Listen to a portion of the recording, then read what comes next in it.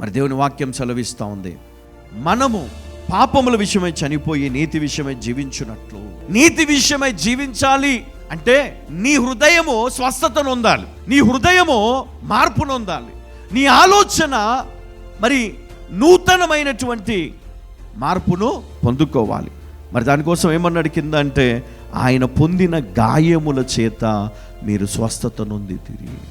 ఆయన గాయాలు ఏవైతే ఆయన శరీరం పైన పడ్డాయో ఆ గాయముల చేత మన హృదయము, మన ఆలోచనతో పాటు మన యొక్క ఆత్మ సంబంధమైనటువంటి జీవితము కూడా స్వస్థత నొంది ఉన్నది. హల్లెలూయా. అందుకనే ఆత్మలో మనం ఏది అడిగినా దేవుడు దాన్ని మన కొరకు అనుగ్రహిస్తాడు. అయ్యా, నా పిల్లల జీవితం, నా పిల్లలు దీవించబడాలి, వారి చదువు, వారి భవిష్యత్తు కదా, కోట్లు డబ్బులు కావాలని ప్రార్థన చేయడం కాదు.